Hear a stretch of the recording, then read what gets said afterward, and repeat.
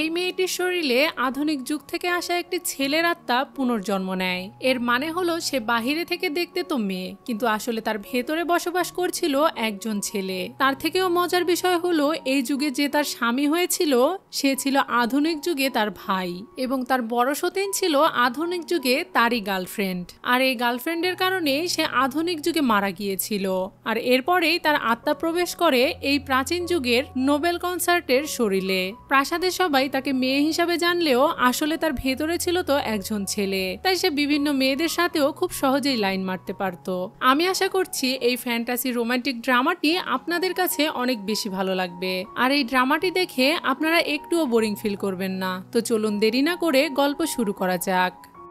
গল্পের শুরুতেই আমরা চারজন ছেলের মাঝখানে একজন মেয়েকে ঘুমিয়ে থাকতে দেখি। ঘুমের মধ্যে সে অনুভব করছিল তার শরীরটা যেন ভারী ভারী হয়ে গিয়েছে। সে মনে মনে বলছিল সে মারা গিয়েছে কিনা, আর এভাবেই সে ঘুম থেকে জেগে ওঠে। তখন সে দুই পাশে চারজন ছেলেকে ঘুমিয়ে থাকতে দেখে অনেক বেশি অবাক হয়ে যায়, আর সে বুঝতেই পারছিল না যে সে এখানে কিভাবে আসলো। এরপর সে যখন নিজের শরীরে হাত রাখে তখন সে অন্যরকম একটা কিছু অনুভব করে। এরপর সে তার শরীরের দিকে তাকায়, আর এটা দেখে সে তা আরো বেশি অবাক হয়ে যায়, আর মনে মনে বলতে থাকে সে কি মেয়ে হয়ে গিয়েছে। এসব কিছু ভেবে সে চিৎকার করে ওঠে। তার চিৎকার শুনে পাশের যুবকদের ঘুম ভেঙে যায়, আর তারা সবাই ভাবছিল হয়তোবা তার জ্বর এসেছে, কিন্তু তারা চেক করে দেখে তার জ্বর আসেনি। তখন আরেকজন যুবক বলে হয়তো সে গত রাতে কোনো খারাপ স্বপ্ন দেখেছে, যার কারণে সে এরকম ভাবে চিৎকার করছে। এরপর তাদের মধ্যে একজন বলতে থাকে এখনো সকাল হতে অনেক দেরি আছে, তাই চলো আমরা আবারও রোমান্স করি। এটা বলে তারা চারজন যখন আবারও মেয়েটিকে জড়িয়ে ধরতেই যাচ্ছিল তখনই সেই মেয়েটি তাদেরকে ধাক্কা মেরে ফেলে দেয়, এবং তাদের মধ্যে একজন তো কথা শুনতেই চাচ্ছিল না, তাই সে যখন তার কাছে আসে তখন সে তার চোখে অনেক জোরে আঘাত করে। এরপর সেই মেয়েটি তাদেরকে রেগে জিজ্ঞাসা করে এটা কোন রাজবংশ, আমি কে, আর আমার নামই বাকি। তখন সে আঘাতপ্রাপ্ত ছেলেটি কান্না করতে করতে তাকে বলে আপনি এই স্থানের ইম্পেরিয়াল নোবেল কনসার্ট, আর এটি হলো দাইয়ান রাজবংশ, আর আপনার নাম হলো ঝাং ইম্যাং। এসব কিছু শোনার পরে এই মেয়েটি যখন নিজে নিজে কথা বলছিল তখন আমরা বুঝতে পারি যে সে আসলে একটা ছেলে, এবং কেউ একজন তাকে অভিশাপ দিয়েছিল, আর সেই অভিশাপের কারণে সে একটা মেয়ের বডিতে চলে এসেছে। আর সে এমন একজন মেয়ের বডিতে ঢুকেছে যে মেয়েটি কিনা গত রাতে এই চারজন ছেলের সাথে সময় কাটিয়েছে। এখন যেহেতু এই মেয়েটির বডিতে একজন ছেলের আত্মা রয়েছে তাই এসব কিছু ভেবে তার অনেক খারাপ লাগছিল। সে যখন এসব কিছু ভাবছিল তখনই সেখানে তার দাসী চলে আসে, আর তাকে বলে আপনার এই বিলাসিতা করার দিন চলে গিয়েছে, কারণ এখন থেকে 3 দিন পরে সম্রাট এবং সম্রাজ্ঞী এখানে ফিরে আসতে চলেছে। সে যখন এসব কথা বলছিল তখনই ঝাংয়ের বমি বমি ভাব হতে শুরু করে। এটা দেখে তার দাসীও তাকে কংগ্রাচুলেশন জানায়, কিন্তু একটু পরেই সে আবার তাকে বলে সে যে প্রেগনেন্ট এই বিষয়টা যদি সম্রাট জানতে পারে তাহলে তার গর্দান নিয়ে নিবে। এখন এই সব কিছু ভেবে তো ঝাংয়ের ঘাম ছুটে যাচ্ছিল। একে তো তার ভেতরে ছেলের আত্মা রয়েছে, এর উপরে সে নাকি আবার প্রেগনেন্ট। তখনই পাশের ছেলেদের মধ্যে একজন ঝাংয়ের হাত ধরে আর তাকে বলে এই সন্তানটি তার, তাই সে যেন তার সাথে পালিয়ে যায়। এভাবে করেই চারজন ছেলে তার হাত এবং পা জড়িয়ে ধরে আর তাকে অনুরোধ করতে থাকে এই বাচ্চাগুলো তাদের। তারা তো তাকে এটাও বলতে থাকে যে সে এক রাতে কার সাথে কতবার থেকেছে। এখন একসাথে এত কিছু ঘটে যাচ্ছে দেখে ঝাং তো কনফিউজড হয়ে যায়, আর সে মনে মনে বলতে থাকে এই বডির আসল মালিক তো একটা জিনিসই ছিল। যাই হোক, এবার তাদের চারজনকে সে ওখান থেকে বের করে দেয় আর ওপরওয়ালার কাছে অভিযোগ দিতে থাকে। সে ওপরওয়ালার কাছে বলতে থাকে যদি সে কোনো রকম খারাপ ব্যবহার করে থাকে তাহলে তাকে শাস্তি দিতে পারে, কিন্তু তাকে এভাবে মৃত্যুদণ্ড দিতে পারে না। সে যে এত সুন্দর হয়েছে এটার জন্য তো সে দায়ী নয়, এটার জন্য তার মা দায়ী। মানে এই অবস্থাতেও সে নিজের প্রশংসা করছিল আর অন্যকে দায়ী করছিল। যাই হোক, এবারে তার দাসী তাকে বলে সে যেন তার প্রেমিকের উপর রাগ করে এসব কিছু আর না করে। যেহেতু তার প্রেমিক তার সাথে বিশ্বাসঘাতকতা করেছে তাই সে চাইলে এই সন্তানের দায়ভার তার প্রেমিকের উপরে দিয়ে দিতে পারে।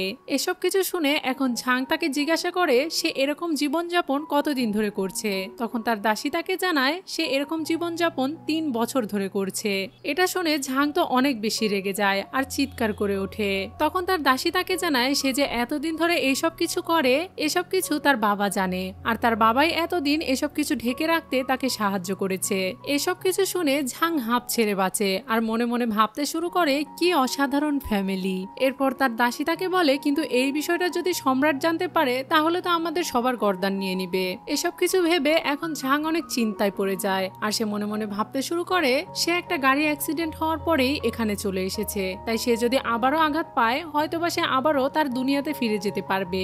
এটা ভেবে সে এখন একটা পিলারের সাথে নিজেকে আঘাত করতে যাচ্ছিল, আর অবশেষে সে ওই পিলারের সাথে নিজেকে আঘাত করে অজ্ঞান হয়ে যায়। তখনই আমরা দেখতে পাই ঝাং তার আসল রূপে ফিরে এসেছে, আর তার সাথে একটা মেয়েও রয়েছে। সে ওই মেয়ের সাথে রোমান্স করতে যাচ্ছিলই, তখন দেখতে পাই তার দাসী তাকে ডাকছে। এর মানে সে এতক্ষণ স্বপ্ন দেখছিল, সেটাও আবার তাকিয়ে তাকিয়ে। আর ওই স্বপ্নে দেখা মেয়েটিও তার সামনেই দাঁড়িয়েছিল। এখন তার স্বপ্নটা ভেঙে যাওয়ার পর সে তো চিৎকার চেঁচামেচি করতে শুরু করে, আর সেই সুন্দরী মেয়েকে খুঁজতে থাকে। তখনই সে দেখতে পায় তার সামনেই তো রয়েছে সেই মেয়েটি, আর কিছুক্ষণের জন্য সে তো ভুলে গিয়েছিল সে একটা মেয়ের শরীরে রয়েছে। তাই যেখান থেকে স্বপ্নটা শেষ হয়ে গিয়েছিল সে আবারও সেখান থেকে শুরু করতে চায়। এখন সামনের মেয়েটি যখন বুঝতে পারে সে তাকে খারাপভাবে ছুতে যাচ্ছে, তখন সে তাকে একটা চড় মেরে দেয়। এটা দেখে ঝাংয়ের দাসী তো অনেক বেশি রেগে যায়, আর তাকে বলে তার সাহস কি করে হলো এভাবে নোবেল কনসার্টকে থাপ্পড় মারার। এটা বলার সাথে সাথেই সে তার কাছে ক্ষমা চাইতে শুরু করে, কিন্তু ঝাং তো এখন আর আগের মতো নেই, তার ভেতরে অন্য কেউ রয়েছে, তাই সে এসব নিয়ে কিছুই মনে করে না। কিন্তু সে তো মনে মনে ঠিকই সন্দেহ করছিল, আর ভাবছিল ঝাং তো সবসময় অহংকারী এবং অধিপত্যবাদী, সে কিভাবে তাকে এত সহজে ক্ষমা করে দিতে পারে। কিন্তু আবার পরক্ষণেই সে মনে মনে ভাবে এটা ভেবেই তার ভালো লাগছে যে তার মনের মধ্যে এখনো মনুষ্যত্ব বেঁচে আছে। যাই হোক, এরপরেই সে ঝাংকে একটা মাংসের স্যুপ খেতে দেয়। সেই স্যুপের গন্ধ পাওয়ার সাথে সাথেই তার বমি বমি ভাব চলে আসে, যেটা দেখে সে তো অবাক হয়ে যায়, আর তাদেরকে বলে ঝাং কি প্রেগনেন্ট? তখন ঝাংয়ের দাসী রেগে যায়, আর তাকে বলে সে কিভাবে প্রেগনেন্ট হতে পারে, সম্রাট তো 3 বছর ধরে প্রাসাদের বাহিরে রয়েছে। বেশ কয়েকদিন ধরে ঝাংয়ের পেটের একটু সমস্যা হয়েছে, তাই তার ঠিকঠাক ভাবে ক্ষুধা পাচ্ছে না, সেজন্য তিনি এখন এই স্যুপটা খাবে না। এটা শুনে ঝাংও তাকে বলে, হ্যাঁ আমার তেমন একটা ক্ষুধা পাচ্ছে না, আর ওই স্যুপটির ভেতর থেকে মাংসের রক্তের গন্ধ পাওয়া যাচ্ছে, যার কারণে আমার বমি চলে এসেছিল। এটা শুনে সে তাদেরকে বলে, আমি শুনেছি মাথা ফেটে আপনার নাকি অনেকটাই রক্ত বেরিয়ে গেছে, তাই আমি আমার সাথে আজকে একটা ডাক্তারও নিয়ে এসেছি। ভালোই হয়েছে, একসাথে অনেকগুলো রোগের চিকিৎসা হয়ে যাবে। এরপর সেই ডাক্তারটিকে ডাকা হলে সে যখন ভেতরে আসে তাকে দেখে ঝাং এবং তার দাসী দুজনেই অনেক ভয় পেয়ে যায়।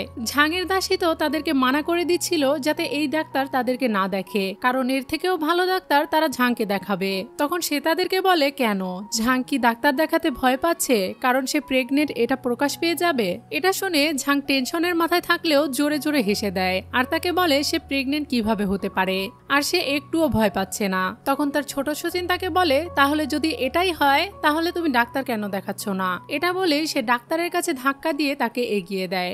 ডাক্তারও সাথে সাথে তার হাত ধরে তাকে চেক করতে শুরু করে।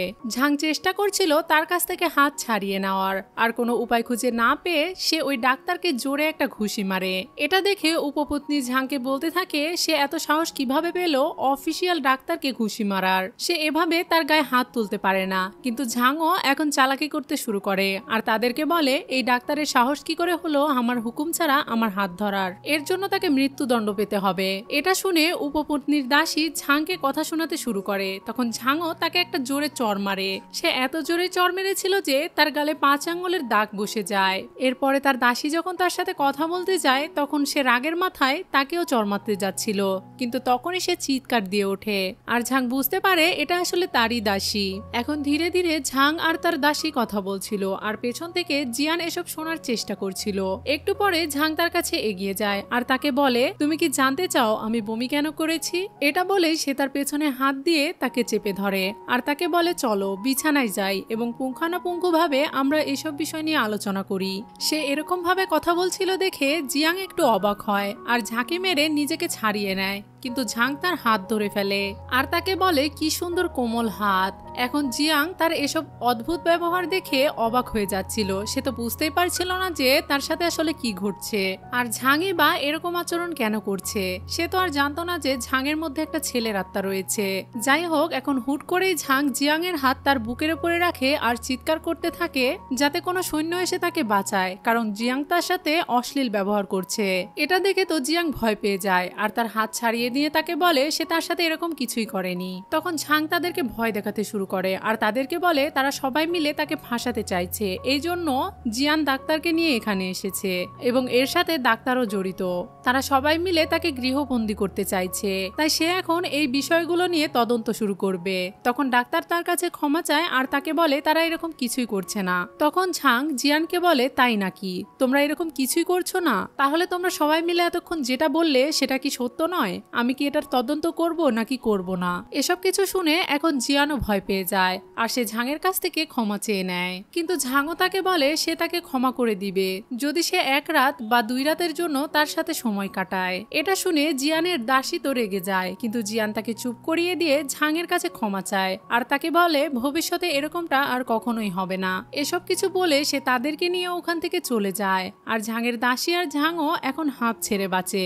এরপর ঝাং তার দাসীর হাত ধরে মনে মনে ভাবছিল আমি কবে আমার পুরুষ রূপে ফিরে যেতে পারবো। আমার সামনে এত সুন্দর একটা মেয়ে রয়েছে, কিন্তু এরপরেও আমি তার সাথে কিছুই করতে পারছি না। এরপর তার মনে পড়ে যায় যে আকাশে 7টা তারা একত্রিত হওয়ার আগেই তার আসল রূপে ফিরে যাওয়ার সম্ভাবনা রয়েছে। এটা ভেবেই সে তার দাসীকে জিজ্ঞাসা করে রাজ্যের জ্যোতিষী কোথায় আছে এবং তার কাছ থেকে জেনে নিয়ে সে জ্যোতিষীর কাছে চলে যায় আর তাকে জিজ্ঞাসা করে যে আকাশে 7টা তারা কবে একত্রিত হবে। তখন জ্যোতিষী তাকে জানায় এটা প্রতি 30 বছর পর পর একবার হয়। এরপর সে তাকে এটাও জানায় যে এখন তার হাতে মাত্র 1 মাস সময় রয়েছে, 1 মাস পরে সেই 7টা তারা আবারও একত্রিত হতে চলেছে। এটা শুনে ঝাং তো মনে মনে খুশি হয়ে যায় আর ভাবতে শুরু করে এই 1 মাস তাকে তার প্রেগনেন্সি লুকিয়ে রাখতে হবে এবং যেভাবে হোক ফিরে যাওয়ার পথ খুঁজে বের করতে হবে। এখন ঘরে ফিরে আসার পর সে চিন্তা করছিল যে এই বাবাবিহীন সন্তানকে নিয়ে সে কি করবে, তাই সে এই বাচ্চাকে মেরে ফেলতে চাইছিল। এটা ভেবেই সে যখন তার পেটে জোরে আঘাত করতে যাচ্ছিল ঠিক তখনই দূর থেকে তার দাসী দেখে ফেলে আর চিৎকার দিয়ে তাকে থামতে বলে। এরপরে সে তার কাছে এসে তাকে বুঝায় সে যদি এরকমটা করে তাহলে তার মৃত্যু হতে পারে। এখন তার এই কথা শুনেও ঝাং অনেকটা কনফিউজড হয়ে যায়, কারণ এই বাচ্চার কথা জানতে পারলে এমনিতেই তার গর্দান যাবে আর এই বাচ্চাকে নষ্ট করলে এটাতেও তার প্রাণ চলে যাবে। তাহলে সে এখন কি করবে? তখন তার দাসী তাকে একটা কাপড় দেয় আর তাকে বলে এটা যদি সে পেটে বেঁধে রাখে তাহলে তার গর্ভের সন্তান ধীরে ধীরে বড় হবে আর গর্ভপাতও হয়ে যেতে পারে, তবে এটার সম্ভাবনা খুবই কম। তাই সে সুযোগ বুঝে বাহিরে থেকে গর্ভপাত হওয়ার জন্য ঔষধ আনাবে। এসব কিছু বলে সে তাকে ওই কাপড়টা পেটে বাঁধতে সাহায্য করছিল। ঠিক তখনই বাহিরে থেকে জিয়ানের দাসী এসব কিছু দেখে ফেলে আর সে দ্রুত চলে যায় জিয়াংয়ের কাছে আর তাকে বলে সে নিজের চোখে দেখেছে ঝাংয়ের দাসী তার তলপেটে সাদা কাপড় বেঁধে দিচ্ছে। এটা শুনে জিয়াং তো খুশি হয়ে যায় আর বলতে থাকে ঝাং তুমি না বলেছিলে প্রমাণ দিতে, এখন তুমি কি করবে আমি এটাই দেখতে চাই। পরের সিনে ঝাংকে দেখি তার ভেতরে যেহেতু এখন ছেলের আত্মা রয়েছিল তাই সে এখন তার বডি ভালোভাবে দেখছিল আর নিজের বডির প্রশংসা নিজেই করছিল। সে মনে মনে ভাবছিল যেহেতু তার ভেতরে মেয়েদেরকে নিয়ে অনেক কৌতূহল রয়েছে তাই সে এবার এই সুযোগটা কাজে লাগাবে। সে যখন এসব কিছু ভাবছিল তখনই পেছন থেকে জিয়াং চলে আসে, যার কারণে প্রথমে সে তো ভয় পেয়ে যায়, কিন্তু তাকে দেখার পরে সে স্বস্তি পায় আর তাকে বলে কি ব্যাপার তুমি এখানে, তুমি কি আমার প্রস্তাব গ্রহণ করেছো? তুমি কি আমার সাথে একা সময় কাটাতে চাও? এটা শুনে জিয়ান তাকে বলে তুমি তো আমাকে হুমকি দিয়েছিলে, কিন্তু এখন দেখছি তুমি তোমার পেট লুকাচ্ছ, তুমি এটা কেন করছো? আমি তোমার এই বিষয়টা এখন জেনে গিয়েছি, তাই আমার কাছে লুকিয়ে কোনো লাভ নেই। এটা বলেই জিয়াং যখন তার গায়ে হাত দিতে যাচ্ছিল ঠিক তখনই ঝাং তার হাত ধরে ফেলে। এরপরেও জিয়াং জোর করে তার শরীরে হাত দেওয়ার চেষ্টা করছিল, কিন্তু তখনই ঝাং জোরে তাকে টান মারলে সে তার কোলে এসে পড়ে।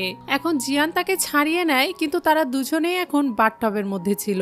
তখন ঝাং জিয়ানের গায়ে হাত বোলাতে বোলাতে বলে আমি মেয়েদেরকে অনেক পছন্দ করি। এটা শুনে জিয়ান তাকে বলে এর মানে তুমি কি বলতে চাও? তখন ঝাং তার গায়ে হাত বোলাতে বোলাতে বলে তুমি এমন কেন করছো? এমনও তো হতে পারে যে তুমিও মেয়েদেরকে পছন্দ করো। তার এরকম কথা শুনে জিয়ানও মনে মনে ভাবতে শুরু করে সে এরকম ছটফট করছে কেন, সেও কি মেয়েদেরকে পছন্দ করে নাকি? কারণ সম্রাটও যখন তার কাছে আসে তখনও তো সে এরকম ভাবে উত্তেজিত হয়ে ওঠে না। এসব কিছু ভেবে সে জোরে বলে ওঠে না না এরকমটা কখনোই হতে পারে না। এটা বলে সে বাথটবের ভেতর থেকে উঠে চলে যেতে শুরু করে, কিন্তু পেছন থেকে ঝাং তাকে ডাকে আর তাকে বলে ঠিক আছে এখন তোমার কাছে 2টা অপশন রয়েছে, হয় তুমি আমার সাথে রাতে ঘুমাবে নয়তো তুমি এখন আমার সাথে বাথটবে গোসল করবে। তখন জিয়াং আর কোনো উপায় না খুঁজে পেয়ে তাকে বলে সম্রাট 3 বছর ধরে সফরে রয়েছে এবং 3 দিন পরে সে প্রাসাদে ফিরে আসবে আর ফিরে আসার সাথে সাথেই সে তোমার সাথে বিয়ে সম্পন্ন করবে, তাই তুমি এটার জন্য প্রস্তুত হও আর নিজেকে কিভাবে সামলাবে সেটা নিয়ে ভাবো। এটা বলে সে ওখান থেকে চলে যায়। তার এই কথা শুনে এখন তো ঝাং অনেক বেশি চিন্তিত হয়ে পড়ে। সে এবং তার দাসী মিলে এটা নিয়ে টেনশন করছিল। এক পর্যায়ে ঝাংয়ের মাথায় একটা বুদ্ধি চলে আসে আর সে তার দাসীকে কাছে ডাকে। এরপর সে তাকে জড়িয়ে ধরে বলে, তোমাকে আমার জন্য একটা কাজ করতে হবে, আমার বিয়ের রাতে তোমাকে সম্রাটের সাথে থাকতে হবে। এটা শুনে সে তো ভয় পেয়ে যায় আর তার কাছ থেকে দূরে চলে যায় আর তাকে বলে, যদি আমরা সম্রাটকে ধোকা দেই তাহলে আমাদের সবার গর্দান চলে যাবে। এটা শুনে তো সাথে সাথে ঝাং বিছানায় শুয়ে ছোট বাচ্চাদের মতো লাফালাফি করতে শুরু করে আর চিৎকার করে বলতে থাকে, সব সময় আমাকে মৃত্যুর হুমকি দেওয়া হচ্ছে, তাহলে এখন আমি কি করব? তোমরা একটা কাজ করো, আমাকে সরাসরি মেরে ফেলো। এটা শুনে তার দাসী তার হাত ধরে তাকে সান্ত্বনা দেয় আর তাকে বলে, তুমি তো এসব কিছুর জন্য অভিজ্ঞ, এসব কিছু তো তোমার কাছে কোনো ব্যাপারই না। এটা শুনে ঝাং তাকে বলে, পুরনো আমি আর এখনকার আমি তো এক নই, বর্তমানে এই সব কিছু আমার কাছে মৃত্যুর চেয়েও কঠিন।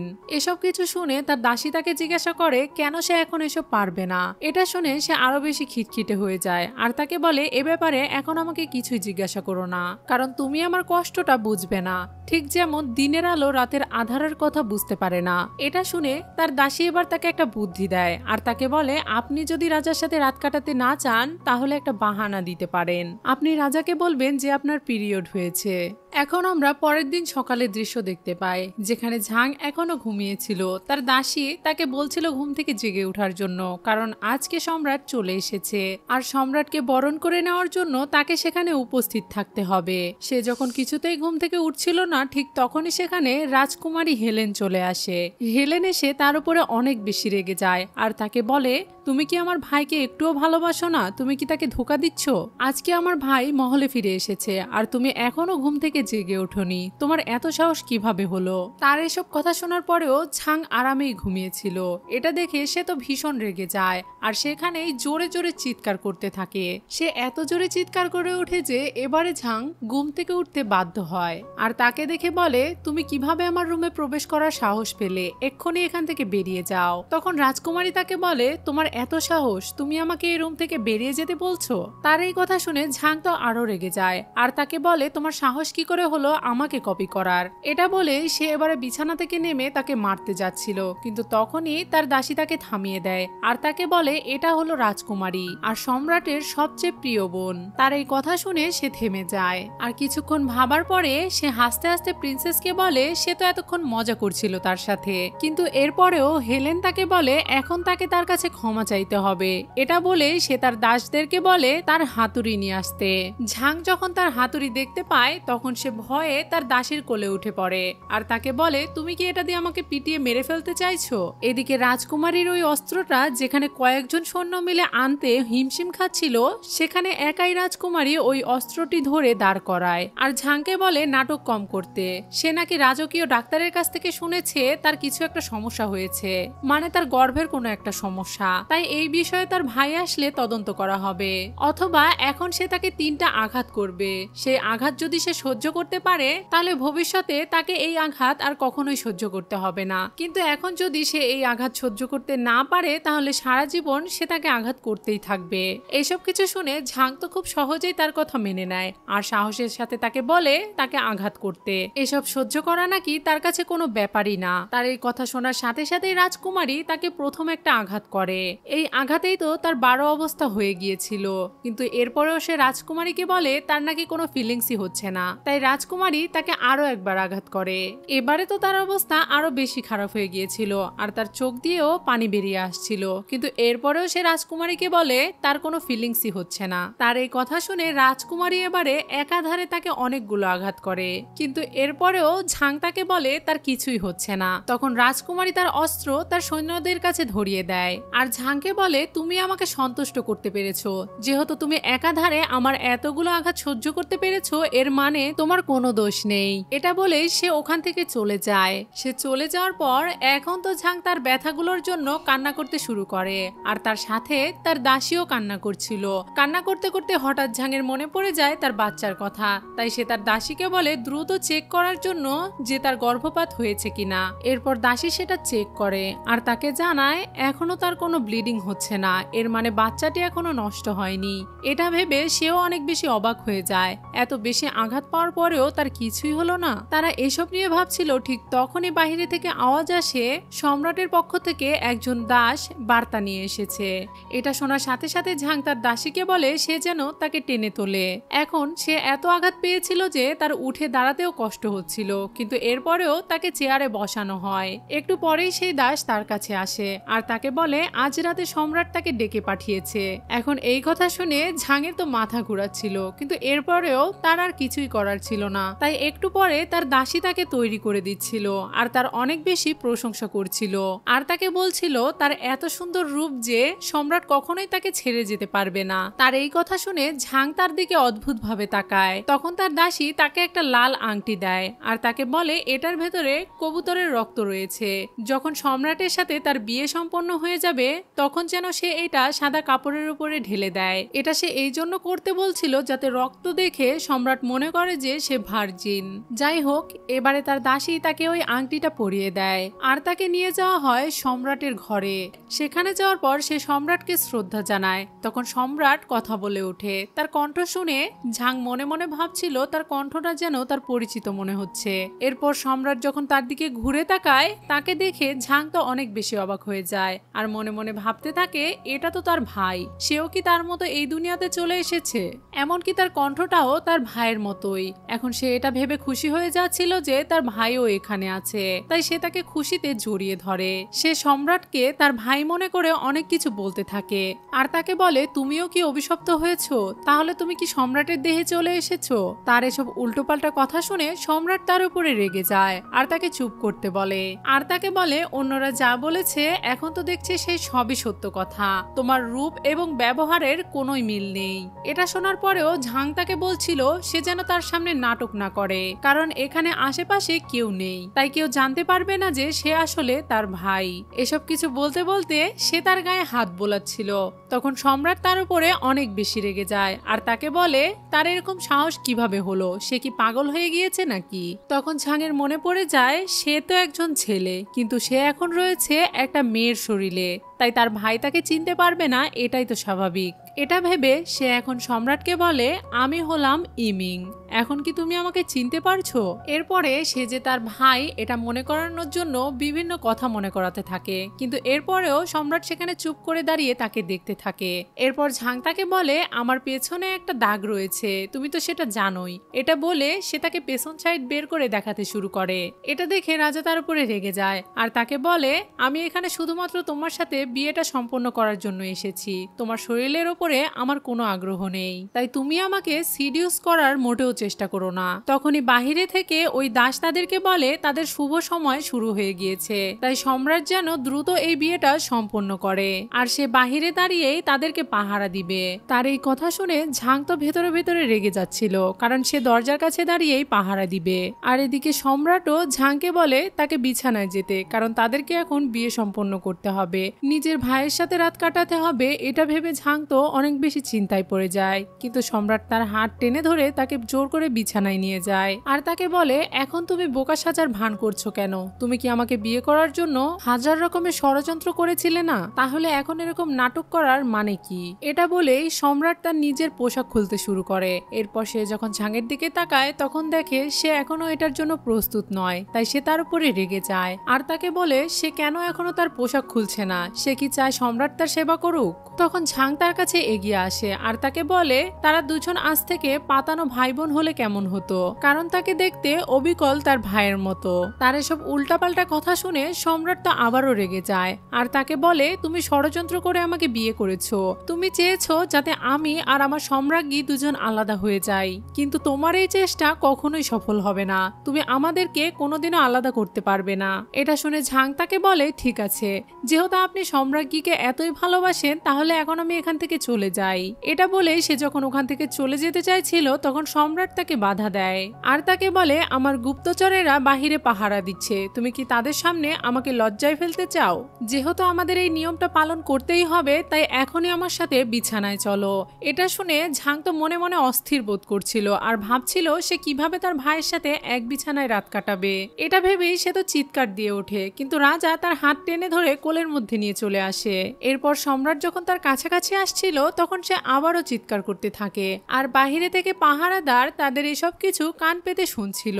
তখন সম্রাট ঝাংকে বলে সে তো কিছুই করেনি, তাহলে সে এরকম ভাবে চিৎকার কেন করছে। তার এই কথা শুনে ঝাংয়ের মাথায় একটা আইডিয়া চলে আসে, আর সে সম্রাটকে বলে বাহিরে যেহেতু প্রহরীরা দাঁড়িয়ে আছে তাই তাদেরকে ধোঁকা দেওয়ার জন্য সে চিৎকার করবে, যাতে তারা সবাই মনে করে সম্রাট আর সে একসাথে রোম্যান্স করছে।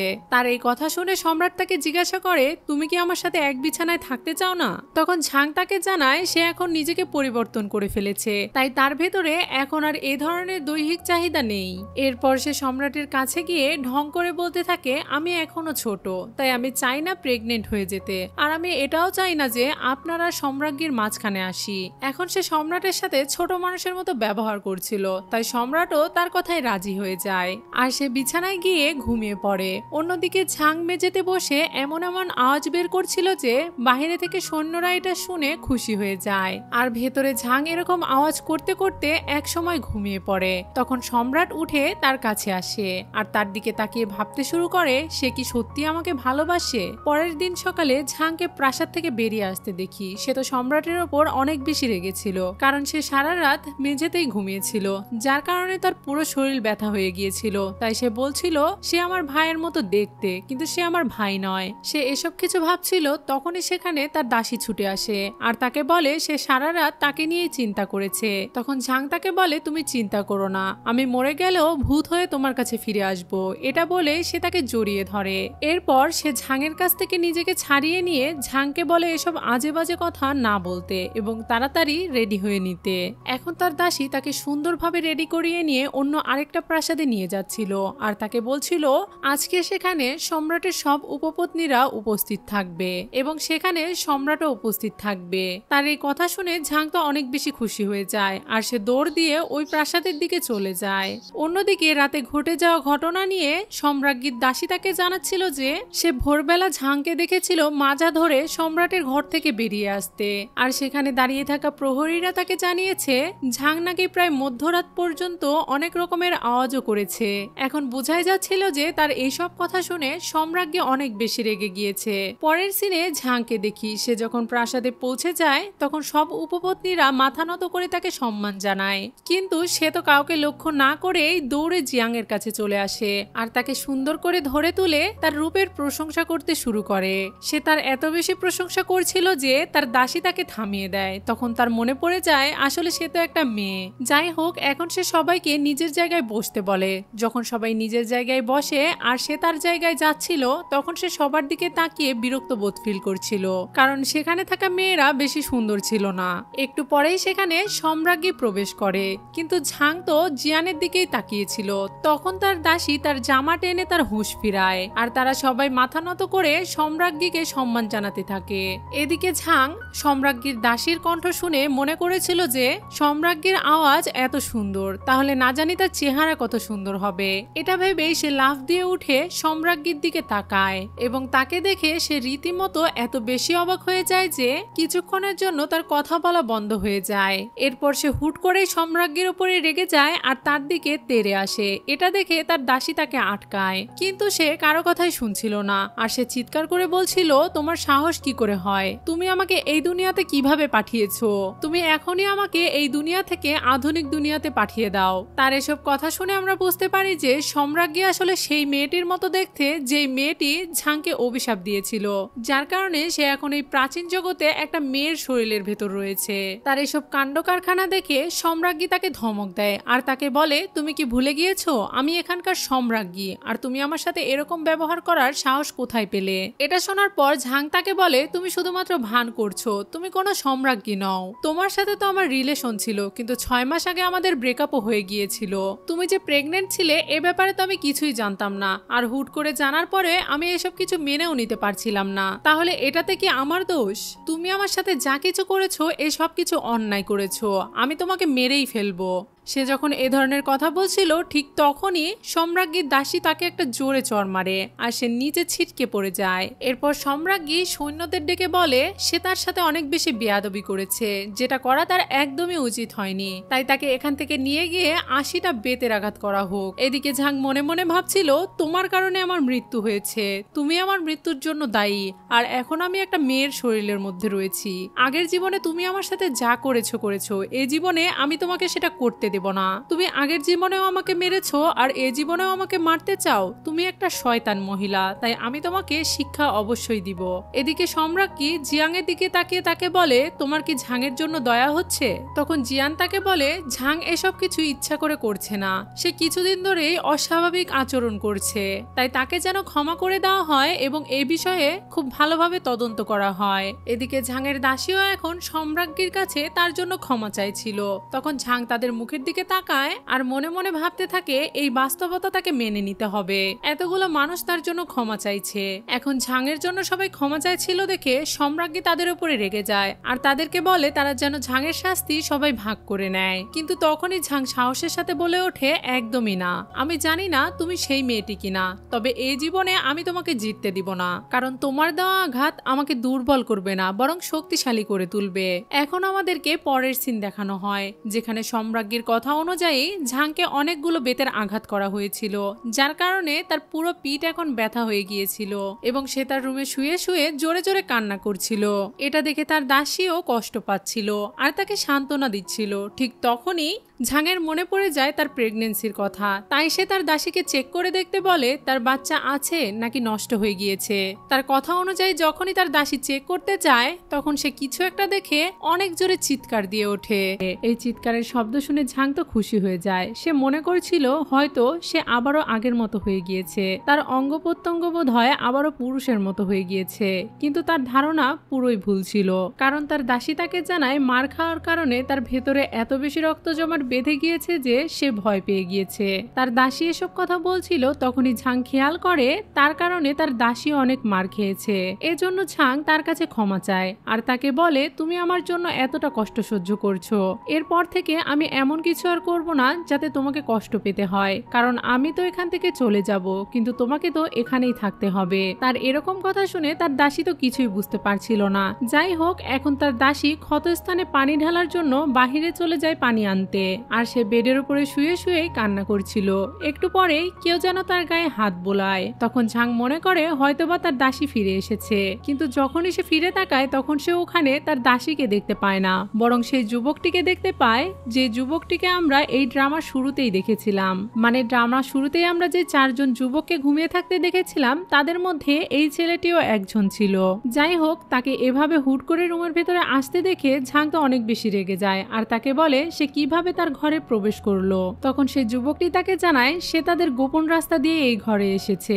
এটা জানার সাথে সাথে ঝাং তাকে বলে তোমার এখন ওই গোপন রাস্তাটা সিল করে দেওয়া উচিত, কারণ সম্রাট এখন ফিরে এসেছে, সে যদি এটা জানতে পারে তাহলে তোমার গর্দান নিয়ে নিবে। তখন সেই যুবকটি তাকে বলে তোমার কথাবার্তা আগের থেকে অনেক বেশি বদলে গিয়েছে, তুমি কেমন যেন অন্যরকম হয়ে গিয়েছো, তুমি যদি আমার পাশে থাকো তাহলে কে আমাকে কি করতে পারবে। তখন ঝাং তাকে বলে হ্যাঁ, আমি আগের থেকে অনেক বেশি বদলে গিয়েছি, কারণ এখন আমি সম্রাটের স্ত্রী, সে অনেক সুদর্শন এবং তার কাছে অনেক ধন সম্পত্তিও রয়েছে, এছাড়াও তার অনেক ক্ষমতাও রয়েছে, কিন্তু তুমি কি, তুমি তো তার তুলনায় একজন ছোট এবং সাধারণ মানুষ, তাই আমি স্বাভাবিকভাবে তাকেই বেছে নেব, তোমাকে নয়, তাই তুমি আমাকে এখন ভুলে যাও। তখন সেই যুবকটি তাকে বোঝানোর চেষ্টা করে সে যে ভালোবাসাটা চায় সেটা সম্রাট তাকে কখনোই দিতে পারবে না, কিন্তু ঝাং তো এখন তার কোনো কথাই শুনছিল না আর তাকে বলে শুধুমাত্র ভালোবাসা দিয়ে জীবন চলে না, পৃথিবীতে ভালোভাবে বেঁচে থাকতে হলে অনেক কিছুর প্রয়োজন রয়েছে যেটা তুমি আমাকে দিতে পারবে না, সেজন্যই তুমি এখন এখান থেকে চলে যাও। তার এরকম কথা শুনে এখন সেই যুবকটি তার সাথে আর তর্কে জড়ায় না আর তার মাথায় আলতো করে হাত বুলিয়ে তার মাথা থেকে একটি চুল নিয়ে নেয়। এরপরে সে তার ক্ষতস্থানে লাগানোর জন্য একটি মলম দিয়ে সেখান থেকে চলে যায়। সে চলে যাওয়ার পর ঝাং মনে মনে ভাবতে শুরু করে এই মেয়েটিকে কত যুবক পছন্দ করে, এটা ভেবেই যেন কত ভালো লাগছে। এসব ভালো ভালো কথা ভাবতে ভাবতে আবার তার মনে পড়ে যায় সে এসব কি ভাবছে, সে তো একজন ছেলে, তাহলে তার এসব ভাবা একদমই উচিত নয়। পরের সিনে দেখতে পাই ঝাংয়ের দাসী তার আঘাত পানি দিয়ে পরিষ্কার করে দিচ্ছে আর তাকে জিয়ানের ব্যাপারে জানিয়ে দেয়। ঝাং যখন মার খেতে খেতে অজ্ঞান হয়ে গিয়েছিল তখন জিয়াং তার হয়ে 20টি বেতের আঘাত খেয়েছে। এটা শুনে ঝাং একটু অবাক হয়, কারণ সে তো এরকমটা আশা করেনি, কিন্তু এরপরেও যখন জিয়াং তার প্রতি নরম হয়ে গিয়েছে তখন সে এই সুযোগটা হাতছাড়া করতে চায় না, আর এই সুযোগে সে জিয়াং এর সাথে সম্পর্ক তৈরি করতে চায়। এজন্য সে তার দাসীকে বলে দ্রুত তার কাছে মলমটা নিয়ে আসতে, যে মলমটা নিয়ে সে এখন জিয়াং এর কাছে যাবে। আর কথা মতো একটু পরে সে ওই মলমটা নিয়ে জিয়াং এর রুমে চলে যায়। সেখানে যাওয়ার পর জিয়াং এর দাসী তো তাকে দেখে রেগে যায়, কিন্তু ঝাং তাকে শুধুমাত্র একটাই উত্তর দেয় যে সে জিয়াং এর জন্য তাকে এখন কিছু বলবে না। এটা শুনে জিয়াং এরও একটু ভালো লাগে। এবার জিয়াং তাকে জিজ্ঞাসা করে সে এখানে কেন এসেছে। তখন ঝাং তাকে বলে সে তার ক্ষত স্থানে লাগানোর জন্য একটা মলম নিয়ে এসেছে। এটা বলতে বলতে যখন সে জিয়াং এর দিকে এগিয়ে যাচ্ছিল ঠিক তখনই সে পা পিছলে জিয়াং এর উপরে পড়ে যায়। এরপরেই আর কি ঝাংয়ের ভেতরে থাকা সেই ছেলের আত্মাটি জিয়াংকে তো অনেক বেশি পছন্দ করে, তাই সে কোনো কিছু না ভেবেই তাকে কিস করতেই যাচ্ছিল। ঠিক তখনই সেখানে রাজা চলে আসে আর তাদের দুজনকে এভাবে দেখে সে জিজ্ঞাসা করে তারা দুজন এভাবে কি করছে। আসলে একজন রাজার অনেকগুলো উপপত্নী থাকে, তাই কখন রাজা কার সাথে সময় কাটাবে এটা শুধুমাত্র রাজাই ডিসাইড করে। যাই হোক, তারা দুজন রাজাকে এভাবে দেখে হতভম্ব হয়ে যায়। ঝাং তো ভেবে পাচ্ছিল না যে সে এখন রাজাকে কি উত্তর দিবে। তখনই জিয়ান পাশ থেকে বলে ওঠে তার চোখে ধুলো গিয়েছিল, তাই ঝাং সেটা পরিষ্কার করে দিচ্ছিল। কিন্তু রাজার তো এটা বিশ্বাস হয় না, কারণ ঝাং কেমন সেটা সবাই জানতো, তাই রাজাও মনে মনে তাকে সন্দেহ করছিল। আর তাকে বলে ওঠে তুমি মনে হয় আগে থেকেই জানতে পেরে গিয়েছো যে আমি জিয়ানের কাছে আসব, আর সেজন্যই তুমি এখানে এসেছো যাতে আমি তার সাথে রাত কাটাতে না পারি। এখন এই কথা শুনে ঝাং একটু অবাক হয়ে যায় আর সে জিয়ানের দিকে তাকিয়ে মনে মনে ভাবতে শুরু করে সে কিভাবে তাকে অন্য আরেকটা মানুষের সাথে ঘুমাতে দিতে পারে। এসব কিছু ভেবে সে রাজাকে বলে সেও তাদের সাথে এক বিছানায় ঘুমাতে চায়। এটা শোনার সাথে সাথেই তো রাজা তার উপরে রেগে যায়। এটা শুনে ঝাং তাকে বলে আপনি সম্রাটের উপপত্নীর সাথে রাত কাটাতে পারবেন না, যদি আপনি তার সাথে থাকতে চান তাহলে সবার আগে আপনার আমার সাথে থাকতে হবে। তার এই সকল কথা শুনে সে তো আরো বেশি রেগে যায় আর সে সৈন্যদেরকে ডেকে বলে তাকে এখান থেকে নিয়ে যেতে এবং 3 দিনের যত কাপড় আছে সে সবকিছু তাকে দিয়ে ধোয়াতে। ঝাং চলে যাওয়ার পর রাজা জিয়াং এর কাছে আসে আর সেখানে রক্ত পড়ে থাকতে দেখে তাকে জিজ্ঞাসা করে তার কি হয়েছে। তখন জিয়াং তাকে জানায় এটা তার রক্ত নয়, বরং এটা ঝাংয়ের রক্ত। সম্রাটের সাথে বেয়াদবি করার কারণে সে তাকে শাস্তি দিয়েছিল।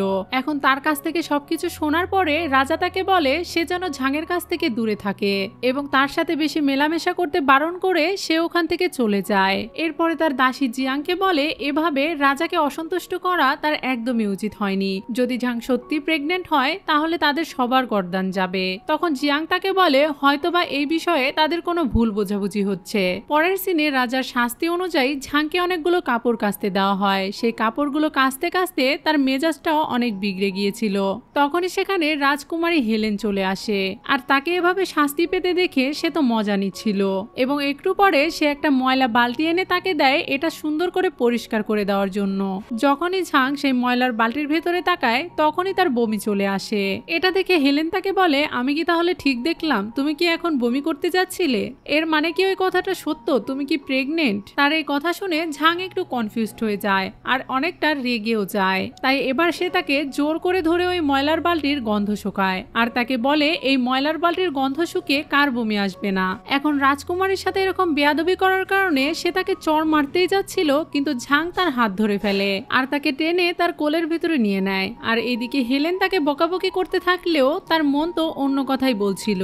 ঝাং তার দিকে তাকিয়ে মনে মনে ভাবছিল সে তো সম্রাটের সবচেয়ে প্রিয় বোন, আমি যদি তার মন জয় করতে পারি তাহলে সম্রাটের সাথেও আমার একটা সুসম্পর্ক গড়ে উঠবে। তাকে এভাবে তাকিয়ে থাকতে দেখে হেলেন তাকে বলে সে তার দিকে এভাবে কেন তাকিয়ে আছে। তখন ঝাং তাকে বলে কারণ আমি তোমাকে এখন কিস করব।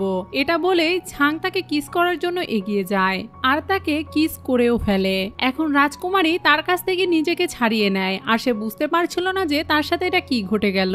এরপর ঝাং তাকে বলে আমার মনে হয় রাজকুমারীর এটা প্রথম কিস ছিল, সেজন্যই তো ঠিকঠাক ভাবে কিছুই করতে পারলাম না। তার এরকম কথা শুনে রাজকুমারী তো আরো বেশি রেগে যায় আর তার উপরে চিৎকার চেঁচামেচি করতে শুরু করে। তখন ঝাং তাকে বলে এভাবে চিৎকার কেন করছেন, আমরা দুজনেই তো মহিলা, যদি আপনি এটাতে বিরক্ত বোধ করেন তাহলে আমি আবারও এটা করব। এটা বলেই সে যখন আবারও তার দিকে এগিয়ে যাচ্ছিল তখন রাজকুমারী তাকে সেখানেই থামতে বলে আর তাকে বলে তুমি একটা নির্লজ্জ, তাই তোমাকে এটার জন্য মূল্য দিতে হবে। এটা বলেই সে কান্না করতে করতে সেখান থেকে চলে যায়। কিন্তু ঝাং পিছন থেকে চিৎকার করে তাকে বলতে থাকে আমি তোমার জন্য অপেক্ষা করব, তুমি নিজেকে আমার কাছে উৎসর্গ করবে। পরের সিনে সম্রাটকে দেখি, তার কাছে একজন দাস গিয়ে জানায় এই কয়দিনের মধ্যে ঝাং কি করেছে এবং সে তাকে এটাও জানায় যে সে রাজকুমারীকে চুমু খেয়েছে। এরকম কথা শুনে সম্রাটের একটু রাগ হয়। তখন দাস তাকে বলে হয়তো এটা তার ভালোবাসার প্রকাশ করার অন্য একটি মাধ্যম। যাই হোক, তার সব কথা শোনার পরে সম্রাট এবার তাকে বলে সে যেন ঝাংয়ের উপর তার হয়ে নজর রাখে আর তার প্রত্যেকটা খবর তাকে জানায়। সম্রাট তাকে এটাও জানায় যে গোপনে ঝাংয়ের সাথে কোনো একটা ছেলে দেখা করতে আসে, যদি এরকমটা কখনো ঘটে তাহলে সে যেন সাথে সাথে তাদের দুজনকে বন্দি করে ফেলে এবং তাকে ডেকে নিয়ে যায়। পরের সিনে রাজকুমারীকে দেখি, সে ঝাংয়ের উপর রাগ করে সম্রাজ্ঞীর কাছে আসে আর তাকে সবকিছু খুলে বলে। সম্রাজ্ঞীও তার সব কথা শুনে এবার ঝাংকে শাস্তি দেওয়ার কথা ভাবে আর তার দাসীকে হুকুম করে যাতে তারা তাকে পয়জন দেয়। সম্রাজ্ঞী রাজকুমারীকে বোঝায় যে রাজকুমারীর সাথে যে খারাপ ব্যবহার করবে তাকে এভাবেই শাস্তি পেতে হবে। এটা শুনে রাজকুমারীও খুশি হয়ে যায় আর সেখান থেকে চলে যায়। সে চলে যাওয়ার পর সম্রাজ্ঞীর দাসী তাকে বলে সে এভাবে ঝাংকে বিষ দিতে পারে না, সে হলো নোবেল কনসার্ট, তাই তাকে মেরে ফেললে সম্রাজ্ঞী বিপদে পড়তে পারে। তখন সম্রাজ্ঞী তাকে বলে তাকে যারা যারা চ্যালেঞ্জ করবে তাদেরকে মরতে হবে, সে যেই হোক না কেন। পরের সিনে দেখতে পাই ঝাং একজন দাসীর সাথে মহা আনন্দে নাচানাচি করছিল। তখনই একজন দাসী তার জন্য স্যুপ নিয়ে আসে আর সে কোনো কিছু না ভেবেই সেই স্যুপটা মুখের মধ্যে নিয়ে নেয়। তখনই সেখানে রাজকুমারী চলে আসে তাকে বাধা দেওয়ার জন্য, কিন্তু ততক্ষণে দেরি হয়ে গিয়েছিল আর ঝাং সেই স্যুপটাও গিলে ফেলেছিল।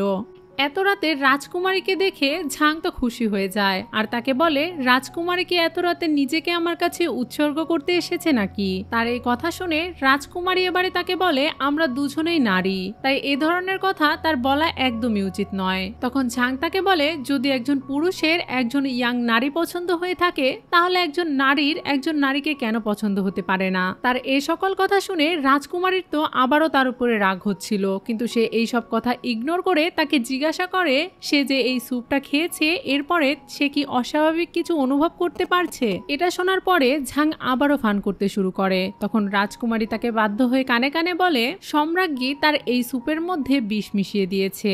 এটা শুনে ঝাং প্রথমে একটু অবাক হলেও আবারও সে তার সাথে ফ্লার্ট করতে শুরু করে আর একটু পরেই তার পেটে ব্যথা করতে শুরু করে। তখন রাজকুমারী তো ভয় পেয়ে যায়, কিন্তু এদিকে ঝাংয়ের তো পেটে সমস্যা হচ্ছে, তাই সে জোরে জোরে পাত দিতে দিতে সেখান থেকে টয়লেট খোঁজার জন্য দৌড়ে বাহিরে চলে যায়। সে চলে যাওয়ার পর রাজকুমারী দাসীকে প্রশ্ন করলে বুঝতে পারে যে আসলে বিষের বাটিটা এখনো তার কাছে এসে পৌঁছায়নি। অন্যদিকে সম্রাটের দাস ঝাংকে এত রাতে বাহিরে দেখে তাকে সন্দেহ করতে থাকে আর তারা তার পিছু করতে শুরু করে। আর ঝাংও এদিকে তার পেট ধরে নিয়ে টয়লেটের দিকে যাচ্ছিল, কিন্তু সে নিজেকে আর ধরে রাখতে পারে না, তাই সে ওখানে একটা জঙ্গলের ভেতরে বসে পড়ে টয়লেট করার জন্য। সে যখন ওখানে বসে বসে টয়লেট করছিল ঠিক তখনই সেখানে সম্রাট চলে আসে আর তাকে জিজ্ঞাসা করে সে এখানে কি করছে। তাকে দেখে তো এবারে ঝাং চুপ করে যায় আর সে বুঝতে পারছিল না যে সে তাকে কি বলবে, তাই সে সম্রাটকে বলে সেও কি এখানে টয়লেট করার জন্য এসেছে। এটা শুনে সম্রাট তার নাক চেপে ধরে আর তাকে বলে এত রাতে সে এখানে টয়লেট করার জন্য এসেছে। তখন ঝাং তাকে বলে সে তাড়াহুড়ো করে কোনো টয়লেটই খুঁজে পাচ্ছিল না, তাই এখানেই বসে পড়েছে। এটা বলতে বলতেও সে টয়লেট করে যাচ্ছিল। এটা দেখে তো রাজার ভীষণ রাগ হয় আর সে বলতে থাকে সে কিভাবে এরকম একটা নির্লজ্জ মেয়েকে বিয়ে করেছে।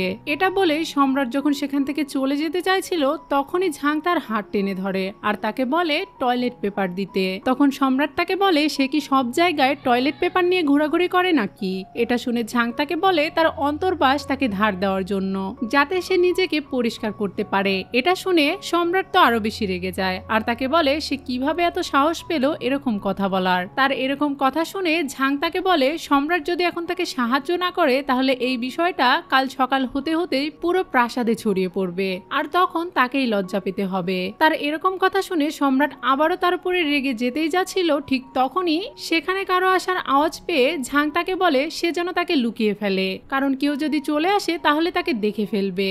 এখন সম্রাটের হাতেও কোনো উপায় ছিল না, তাই সে ঝাংকে আড়াল করে রাখে।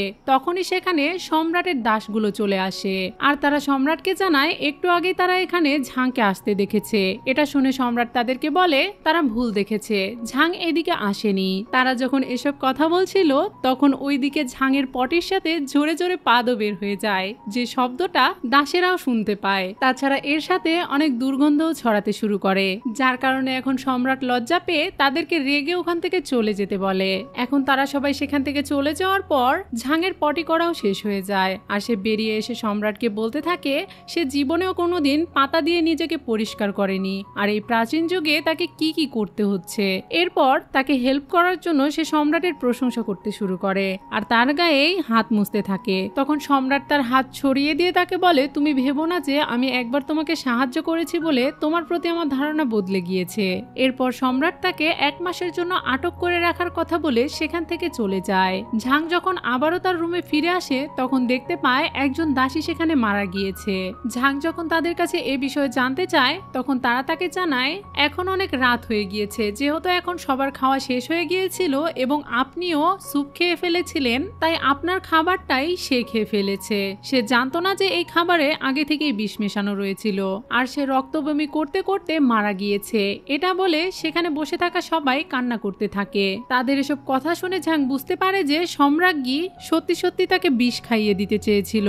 এটা জানার পরে ঝাং তো অনেক বেশি রেগে যায়। অন্যদিকে সম্রাজ্ঞীও জানতে পারে তার ওই বিষটা অন্য একটা দাসী খেয়ে ফেলেছে, যার কারণে ঝাং এখনো পর্যন্ত বেঁচে আছে। পরের সিনে দেখতে পাই যে যুবকটি ঝাংয়ের চুল নিয়েছিল, সে ওটা দিয়ে কিছু একটা কালো জাদু করছিল, আর সেটার মাধ্যমে সে জানতে পারে ঝাং এখন পুরোপুরি বদলে গিয়েছে।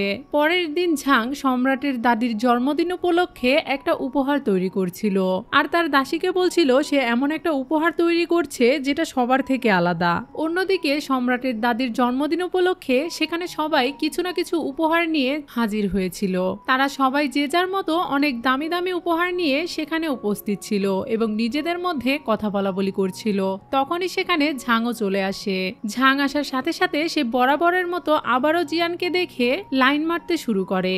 তখনই সেখানে সম্রাটের দাদিও চলে আসে, আর সেখানে থাকা সব উপপত্নীরা তাকে সম্মান জানায়। কিন্তু ঝাং যখনই তার দিকে তাকায় তখন সে আবারও অবাক হয়ে যায়, আর তাকে দেখে বলতে থাকে সম্রাটের দাদি এখনো এত সুন্দর। তার এরকম কথা শুনে তারা সবাই তাকে বলতে থাকে সে কি বলতে চায়। তখন ঝাং এগিয়ে আসে আর সম্রাটের দাদিকে বলে আজকাল তাকে অনেক বেশি ইয়াং এবং সুন্দর দেখাচ্ছে।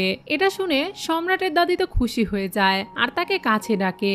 এখন ঝাংও সুযোগ পেয়ে যায় আর সে গিয়ে সরাসরি দাদিকে জড়িয়ে ধরে আর তাকে ডলাডলি করতে শুরু করে। এটা দেখে তো সম্রাজ্ঞী মনে মনে ভাবছিল এবার তোমার খবর আছে। তখনই পাশ থেকে রাজা তাকে এক টান দিয়ে সরিয়ে নেয়, আর তার এরকম আচরণে তার উপরে অনেকটাই রেগে যায় আর সে ঝাংকে ধাক্কা দিয়ে দূরে ফেলে দেয়। কিন্তু সে এবার গিয়ে রাজকুমারীর কোলে পড়ে, যার কারণে এবারে সে রাজকুমারীর সাথেও ফ্লার্ট করতে শুরু করে। যাই হোক, এবার সবাই নিজেদের আনা উপহারগুলো সম্রাটের দাদিকে দেখাতে শুরু করে। এই উপহার দেওয়া নিয়েও যেন তাদের মধ্যে একটা প্রতিযোগিতা চলছিল, যেন কে কার থেকে ভালো এবং দামি উপহার দিতে পারে। এবার উপহার দেওয়ার পালা আসে সম্রাজ্ঞীর। যে উপহারটা দেখে দাদি তো অনেক বেশি খুশি হয়ে যায়, কারণ এটা ছিল ফিনিক্সের সোনালী চুলের কাঁটা, যেটা তার মা ব্যবহার করত। এটা পেয়ে সে তো অনেক বেশি খুশি হয়ে যায় আর তাকে জিজ্ঞাসা করে সে এটা কোথায় পেল। তখন সম্রাজ্ঞী তাকে জানায় এটা সে 5 বছর ধরে খুঁজছে, আর অনেক খোঁজার পরে সে অবশেষে একটা গরিব পরিবারের কাছ থেকে এই কাঁটাটা খুঁজে পেয়েছে। এখন তার হারিয়ে যাওয়া কাঁটাটা খুঁজে পেয়ে দাদি তো অনেক বেশি খুশি হয়ে যায় আর সে সম্রাজ্ঞীর অনেক প্রশংসাও করে। সবার গিফট দেওয়া শেষ হয়ে গেলে এবার সবাই ঝাংকে তার গিফট দেখানোর জন্য বলে। তখন ঝাং মনে মনে বলতে থাকে সম্রাজ্ঞী তো দাদিকে তার শ্রেষ্ঠ উপহারটা দিয়েছে, তাই আমি এখন যত দামি উপহারই দেই না কেন সেইটা ওই উপহারের কাছে অনেক ছোট দেখাবে।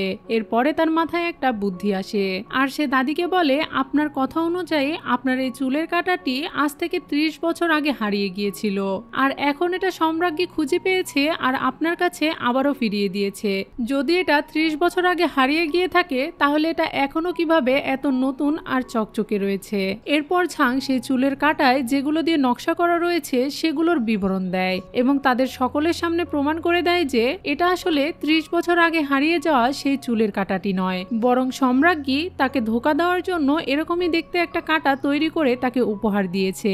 এখন এসব কিছু বুঝতে পারার পরে দাদি তো সম্রাজ্ঞীর উপর অনেক বেশি রেগে যায়। তার এরকম রাগ দেখে সম্রাজ্ঞীর দাসী দাদির কাছে ক্ষমা চাইতে শুরু করে আর তাকে বলে এই সব কিছুর জন্য সে নিজে দায়ী, সম্রাজ্ঞীর এর মধ্যে কোনো দোষ নেই। তখন সম্রাজ্ঞীও দাদির কাছে মাথা নত করে আর তাকে বলে এতে তার দাসীর কোনো দোষ নেই, কারণ সে যা আদেশ করবে তার দাসী সেটাই মানতে বাধ্য। তার এরকম কথা শুনে ঝাংয়ের তার উপরে একটু দয়া হয়, আর সে মনে মনে এটাও ভাবতে শুরু করে যে গত জন্মে সে তার সাথে একটু অন্যায় করেছে, তাই এখন সে ওটা পুষিয়ে নিবে। যার কারণে সে এখন দাদিকে বলে সে যা করেছে এর মধ্যে তার কোনো খারাপ উদ্দেশ্য ছিল না, সে হয়তো চেয়েছিল সবার উপরে থাকতে, আর এরকম একটা খুশির দিনে তার এরকম কঠোর আচরণ করা একদমই উচিত নয়, তাহলে এই খুশির দিনটা মাটি হয়ে যেতে পারে। তখন দাদি তাকে জিজ্ঞাসা করে তাহলে তোমার অনুযায়ী তাকে কি ধরনের শাস্তি দেওয়া উচিত? তখন ঝাং তাকে বলে যেহেতু সে একটা প্রাণীকে হত্যা করেছে এবং আপনার জন্য সেই কাঁটাটা তৈরি করেছিল, তাই তার উচিত সেটার প্রায়শ্চিত্ত করা।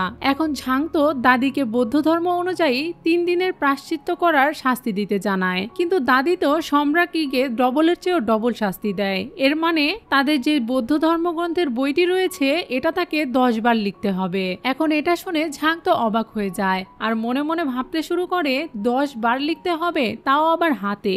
আমাকে যদি এরকম ভাবে পুরো বইটি 10 বার হাতে লিখতে বলা হতো তাহলে আমি হয়তো মারাই যেতাম। এরপর দাদি ঝাংয়ের কাছে তার আনা উপহারটি দেখতে চায়। এটা শুনে ঝাং তার দাসীকে ইশারা করলে সে একটা থলে এনে তার হাতে ধরিয়ে দেয়। এখন সেই থলেটা সে দাদিকে দেখিয়ে বলে এটা তাকে যৌবনে ফিরিয়ে নিয়ে যাবে। সে তার জন্য এমন একটা উপহার এনেছে যে এটা এর আগে কেউই কখনো দেখেনি। এটা শুনে তো সবাই খুব কৌতূহলী হয়ে ওঠে, কিন্তু ঝাং তাকে সেই উপহারটি খুলে দেখানোর জন্য ভেতরে নিয়ে যায়। এখন রাজকীয় দাদিকে এভাবে ভেতরে নিয়ে যেতে দেখে সেখানকার সবাই তো অনেক বেশি চিন্তিত হয়ে পড়ে আর উল্টোপাল্টা চিন্তা ভাবনাও করতে শুরু করে। না জানি ঝাং তার সাথে কি করবে, এটা নিয়ে তারা সবাই টেনশন করছিল। কিন্তু তাদের এসব সমালোচনা উপেক্ষা করে দাদি হাসতে হাসতে ভেতর থেকে বাহিরে বেরিয়ে আসে এবং সবার সামনে ঝাংয়ের প্রশংসা করে তাকে বলে তুমি সত্যি আমাকে যৌবনে ফিরিয়ে নিয়ে গিয়েছো, আমি তোমার উপরে অনেক সন্তুষ্ট। এখন তার এরকম কথা শুনে রাজা তো কৌতূহলী হয়ে পড়ে আর সে তাদেরকে জিজ্ঞাসা করে ঝাং আসলে কি গিফট দিয়েছে, কিন্তু তখন সে তাকে বলে তুমিও কি আমাদের মতো মেয়ে, তাহলে তোমাকে জানাবো। এই কথা শুনে সে চুপ হয়ে যায়। এরপর দাদি তাদের সবাইকে জানায় আজকে রাতের ভোজন ক্যান্সেল করে দেওয়া হোক। এটা শুনে রাজা তাকে বলে সে এরকমটা কিভাবে করতে পারে, এই ভোজন তো অনেক গুরুত্বপূর্ণ, তাহলে সে এটাকে কিভাবে বাতিল করতে পারে। তখন সে তাদের সবাইকে বলে এই ভোজনের থেকেও গুরুত্বপূর্ণ আরো অনেক কিছু রয়েছে যেটা আমি এর আগে কখনো বুঝতেই পারিনি, কিন্তু ঝাংয়ের সাথে কথা বলার পরে আমি বুঝতে পেরেছি যে আমার অন্য আরেকটা জীবনও রয়েছে।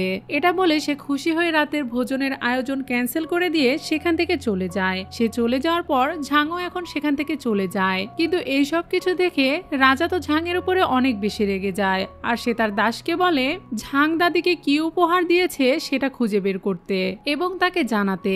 পরের সিনে ঝাং আর তার দাসীকে রুমের ভেতরে কথা বলতে দেখি। সেখানে তার দাসী তার জন্য বাচ্চা নষ্ট করার একটা ঔষধ নিয়ে এসেছিল, যেটা দেখে ঝাং তা অনেক বেশি অবাক হয়ে যায় আর তাকে বলে তুমি কি আমাকে বাচ্চা নষ্ট করার ঔষধ খাওয়াচ্ছ নাকি গরু ভেবেছো, এত বড় একটা ঔষধ আমি কিভাবে খাবো। এটা বলতেই তার দাসী ওই ঔষধটা তাকে জোর করে খাইয়ে দিতে শুরু করে। ঠিক তখনই সেখানে রাজা আর তার দাস চলে আসে। তাদের হুট করে চলে আসায় ভয় পেয়ে ওই ঔষধটা মাটিতেই পড়ে যায় আর সেটা গড়ে গিয়ে রাজার পায়ের সামনে পড়ে। তখন সেই ঔষধটা হাতে তুলে নিলে ঝাং তাকে বলে এটা হলো উর্বর হওয়ার ঔষধ, মানে এই ঔষধটা খেয়ে সে সুন্দর থাকে। রাজা যদি চায় তাহলে সে ওই ঔষধটা খেতে পারে। তখন রাজা তাকে বলে আমার সাথে থাকা এই দাস চিকিৎসা করতেও জানে।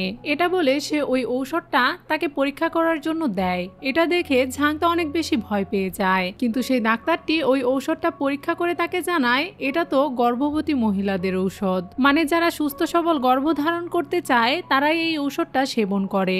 এটা শুনে তো ঝাং অনেক বেশি অবাক হয়ে যায়, কারণ সে তো গর্ভপাতের ঔষধ খাচ্ছিল, তাহলে এটা গর্ভধারণের ঔষধ কিভাবে হয়ে গেল।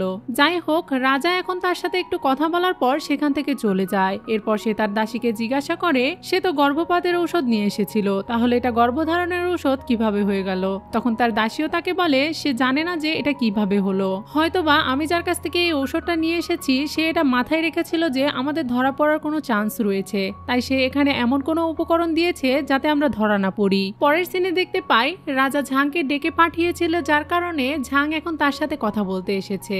আর এখানে আসার পরে ঝাং তাকে জিজ্ঞাসা করে সে তাকে কেন ডেকেছে। তখন রাজা তাকে বলে সে দাদিকে কি উপহার দিয়েছিল সেটা সে জানতে চায়। তখন ঝাং তাকে বলে সে কি সত্যি এটা জানতে চায়, এটা জানার পরে সে আফসোস করবে না তো। তখন রাজা তাকে বলে সে কখনোই আফসোস করে না, তখন ঝাং তাকে বলে ঠিক আছে তাহলে তুমি দেখো। এটা বলে সে তার সামনে জামা খুলে দাঁড়িয়ে পড়ে।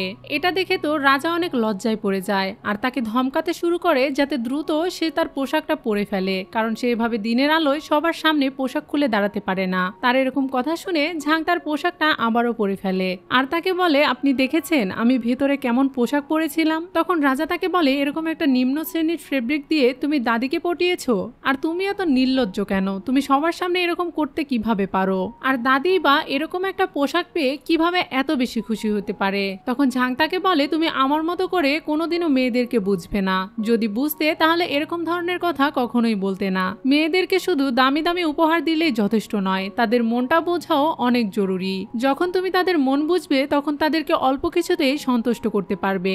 এরপর সে তাকে এটাও বোঝায় যে সারাদিন এরকম ভারী ভারী পোশাক পরে মেয়েদের কত অসুবিধা হয়, তাই তার এই বিষয়ে গুরুত্ব দেওয়া উচিত, কারণ এটা কোনো সাধারণ বিষয় নয় আর সে মেয়েও নয় যে এই বিষয়টা সে বুঝবে। একটা মেয়ে এত ভারী ভারী পোশাক পরে সারাদিনে কত কষ্ট করে, এবার সে তাকে এটা ভালোভাবে বোঝায়। আর সে তাকে এটাও বোঝায় যে এরকম ধরনের পাতলা পোশাক একজন মেয়েকে কতটা আরাম দিতে পারে এবং তাদেরকে কতটা প্রশান্তি দিতে পারে। একটা মেয়ে সারাদিনে কত রকমের কাজ করে, একটা বাচ্চাকে লালন পালন করে বড় করে, আর শেষ বয়সে এসেও যদি তাকে এরকম ভারী পোশাক পরে বেড়াতে হয় তাহলে সে কিভাবে মাথা উঁচু করে দাঁড়িয়ে হাঁটবে? তাই এরকম ধরনের পোশাকই তাদেরকে একটু শান্তি দিতে পারে। যাই হোক, তার এসব কথা শুনে রাজা তাকে জানায় সে এখন এ ব্যাপারে বুঝতে পেরেছে, সেজন্যই সে গতকাল তার দাদির মুখে এত সুন্দর একটা হাসি দেখেছে। কিন্তু তখন সে এই বিষয়টা বুঝতে পারেনি, কিন্তু এখন সে বুঝতে পারছে যে তার দাদির প্রয়োজন যত্ন আর স্নেহের। যাই হোক, এবারে ঝাং তাকে ড্রিঙ্কস করার অফার দেয় আর তারা দুজন মিলে কথা বলতে বলতে ড্রিঙ্কস করতে শুরু করে। ঝাং তো খুব মজার সাথে একের পর এক ড্রিঙ্কস করেই যাচ্ছিল এবং এরই সাথে সে এই পোশাক নিয়ে একটা বিজনেসের প্ল্যানের কথাও বলছিল। এরপর সে রাজাকে বলে সে এসব কথা শুধুমাত্র রাজাকেই বলছে, কারণ সে তাকে ভাইয়ের মতো মনে করে। এসব বলে যখন সে লাফালাফি করছিল তখন সে হুট করেই পড়ে যেতে লাগে। তখন রাজা তার হাত টেনে ধরে তাকে বাঁচানোর চেষ্টা করতে গিয়ে দুজনের মধ্যে কিস হয়ে যায়। আসলে বেশি ড্রিঙ্কস করার কারণে ঝাং মাতাল হয়ে গিয়েছিল আর সে ওখানে জ্ঞানও হারিয়ে ফেলে। পরের দিন সকালে যখন ঝাঙের ঘুম ভাঙে তখন সে চিৎকার চেঁচামেচি করতে শুরু করে। তার দাসী সেখানে এসে জিজ্ঞাসা করলে সে জানায় সে স্বপ্নে দেখেছে সে রাজাকে কিস করেছে আর এটা অনেক ভয়ঙ্কর তার জন্য। তখন তার দাসী তাকে জানায় কাল রাতে রাজাই তাকে এই ঘরে পৌঁছে দিয়ে গেছে আর সে যেটা বলছে সেটা হয়তো তার কোনো স্বপ্ন নয়, বরং সেটা বাস্তব। এটা ভেবে তো ঝাং অনেক অবাক হয়ে যায় আর মনে মনে বিরক্ত হতে থাকে, কারণ সে তো একটা ছেলে, তাহলে সে এরকম একটা কাজ কিভাবে করতে পারে? আর সে চেয়েছিল রাজার বিশ্বাস জয় করতে, রাজার ভালোবাসা নয়। তখন তার দাসী তার জন্য সেই ঔষধটা আবারও নিয়ে আসে আর সে ওই ঔষধটা খেতে খেতে তাকে জিজ্ঞাসা করে তার পেটে কার বাচ্চা রয়েছে। তখন তার দাসীও তাকে বলতে পারে না যে তার পেটে আসলে কার বাচ্চা রয়েছে, কারণ সে অসংখ্য পুরুষের সাথে সম্পর্ক তৈরি করেছিল। তারা এসব নিয়ে কথা বলছিল, ঠিক তখনই সেখানে রাজার দাস চলে আসে আর ঝাংকে জানায় সম্রাট তাকে ডেকে পাঠিয়েছে। এখন সম্রাট তাকে ডেকে পাঠিয়েছে এটা জানার পরে সে তো আরো বেশি চিন্তিত হয়ে পড়ে আর সে ভাবতে শুরু করে ওই দিন রাত তো সে যেভাবে সেভাবে কাটিয়েছে, কিন্তু আজকে সে কি করবে? যাই হোক, এসব কিছু চিন্তা ভাবনা করে সে সম্রাটের কাছে যায় এবং সেখানে গিয়ে সে এমন ভান করছিল যেন সে অনেক বেশি অসুস্থ। তখন সম্রাট তাকে বলে সে এরকম করছে কেন? তখন সে বলে তার পা ফুলে গিয়েছে আর মনে মনে ভাবতে শুরু করে আজকে সে সম্রাটকে কিভাবে এড়াবে। তখন সম্রাট তাকে বলে সে এখানে তাকে ডেকেছে একটা আলোচনা করার জন্য। তখন সম্রাটের কথা শুনে ঝাং বুঝতে পারে ঝাং যে পোশাক তৈরি করার আইডিয়াটা দিয়েছিল সম্রাট আসলে ওই পোশাক ডিজাইন করার জন্য এবং সেই পোশাকের নাম দেওয়ার জন্যই তাকে ডেকেছে। এটা শুনে ঝাং অনেকটা নিশ্চিন্ত হয়ে যায় আর সেই পোশাকের নাম কি দিবে সেটা তাকে জানায়, কিন্তু তার এই নামটা সম্রাটের খুব একটা পছন্দ হয় না, কারণ নামটা একটু লজ্জাজনক। তাই সে তাকে বলে অন্য কোনো নাম রাখতে, আর একটু পরে ভেবেচিন্তে সম্রাটই একটা নাম বলে দেয়, যেটা শুনে ঝাঙেরও ভালো লাগে। এরপর ঝাং গিয়ে তাকে অনেক কয়টা অন্তর্বাসের ছবি আঁকিয়ে দেয়, যেগুলো দেখে সম্রাটের অনেক ভালো লাগে। এরপরে কথায় কথায় ঝাং সম্রাটের কাছ থেকে জানতে পারে যে সম্রাজ্ঞী আসলে তার ছোটবেলার ভালোবাসার মানুষ নয়। রাজ্যের কাজের জন্য সে যখন 3 বছর বাহিরে ছিল তখন তাকে অন্য রাজ্যের লোকেরা আক্রমণ করেছিল আর সেখান থেকেই সম্রাজ্ঞীর পরিবার তাকে বাঁচিয়েছিল, যার জন্য সম্রাজ্ঞীকে তাকে বিয়ে করতে হয়। আর সে তাকে কথা দিয়েছিল যে সে কোনোদিনও তাকে সম্রাজ্ঞী পদ থেকে বরখাস্ত করবে না। এছাড়াও তাদের রাজ্যের সৈন্যরাও অনেক দুর্বল, তাই এই বিষয়ে সম্রাজ্ঞীর বাবার বাড়ির সৈন্যরা তাকে হেল্প করছে, যার কারণে তারা এখনো পর্যন্ত সুরক্ষিত রয়েছে। আর সেজন্যই সে চাইলেও সম্রাজ্ঞীকে কোনো কিছু বলতে পারবে না। এসব কিছু শুনে ঝাং তাকে বলে তাহলে এখন তাকে এসব বিজনেসের কথা বাদ দিয়ে তার রাজ্যের কথা ভাবা উচিত। তার উচিত গোপনে তাদের সৈন্যকে দূরে কোথাও পাঠিয়ে দিয়ে ভালো মতো ট্রেনিং দিয়ে আনা, যাতে তারা অনেক বেশি শক্তিশালী হয়ে উঠতে পারে। সে যদি এখন পদক্ষেপ নিয়ে আলাদা একটা সৈন্য গঠন করে এবং তাদেরকে 1 বছরের জন্য ট্রেনিং এ পাঠিয়ে দেয়, তাহলে 1 বছর পরে তারা অনেক শক্তিশালী হয়ে উঠবে আর অন্য রাজ্যের লোকেরা তাদেরকে আক্রমণ করার সাহস খুঁজে পাবে না। আর যদিও তারা এটা করার সাহস করে, তাহলে তারা তাদের সৈন্যের সাথে পেরে উঠবে না। এছাড়াও ঝাং তাকে বিভিন্ন রকমের রাজনৈতিক বুদ্ধি দিতে থাকে। তার এ সকল কথা শুনে সম্রাট অনেক বেশি খুশি হয়ে যায় আর তাকে বলে তুমি কোথা থেকে এসেছো? অন্যান্য উপপত্নীর থেকে তুমি একদমই আলাদা। তারা দুজন একে অন্যের সাথে কথা বলছিল, একটু পরে ঝাংয়ের পেটে ব্যথা হতে শুরু করে আর ঝাং মনে মনে বলতে শুরু করে তার কি এখনই বাচ্চা নষ্ট হয়ে যাবে নাকি। সম্রাটও তাকে দেখে জিজ্ঞাসা করছিল তার কি হয়েছে। তখন ঝাং তাকে বলে তার পেট ব্যথা করছে। এটা শুনে সম্রাট দ্রুত ডাক্তারকে ডেকে পাঠায়। এখন ডাক্তার সেখানে আসলে ঝাং তাকে দেখে বলে এটা তো সেই ডাক্তার, সে যদি এখন আমার চিকিৎসা করে তাহলে তো সব রহস্য ফাঁস হয়ে যাবে।